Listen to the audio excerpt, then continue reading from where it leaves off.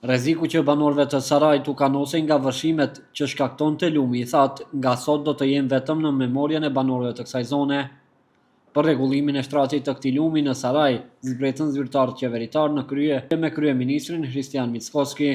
Niko Qiri, kryetari i komunës Muhamet Elmazi, tha se realizimi i këtij projekti është një nga investimet më historike që ka njohur ndonjëherë Saraji. Sipas Elmazit, realizimi i këtij projekti është dëshmi konkrete se komuna e Sarajit po ndërton të ardhmen me vepra dhe jo me premtime. Për vite me radhë, banorët e fshatrave përgjatë këtij shtrati kanë jetuar në kërcënimin e vazhdueshëm të përmbytjeve. Kanë parë tokat e tyre bujqësore të dëmtuara, shtëpitë në rrezik dhe sigurinë e familjeve të tyre të vënë në pikpyetje në çdo sezon të rreshurave. Sot ky kapitull shqetësimi po mbyllet. Projekti parasheh rregullimin e shtratit të lumit në gjatësi prej 12 kilometrash nga fshati Bojan deri në vendbanimin Glumov, ku lumi i thatë derdhet në lumin Treska. Një ndërhyrje gjithëpërfshirëse që prek drejt për drejt jetën e mira qytetarëve.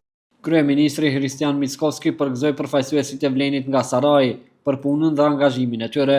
Ai tha se Elmazi dhe ekipi i tij së bashku me deputetët e Sarajit luftojnë për çdo projekt, luftojnë për çdo ditë që në Saraj të ndërtohet një projekt më tepër, projekt që do të përmirësonte jetën dhe mirëqenjen e banorëve të komunës.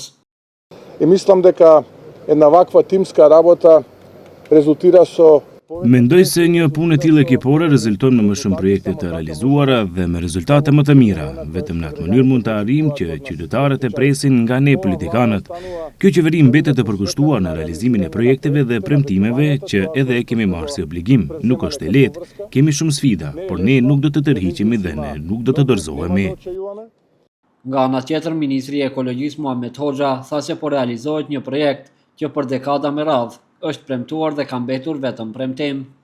Rregullimi i shtratit të lumit të thatë është një zgjidhje e drejtë për problemet shumë vjeçare të banorëve të kësaj komune.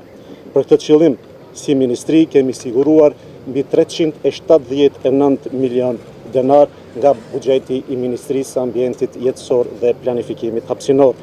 Siç njoftuan autoritetet, projekti 12 kilometrash do të realizohet në periudhën 2026-2029, ndërsa punimet kanë nisur zyrtarisht më 7 korrik të këtij viti.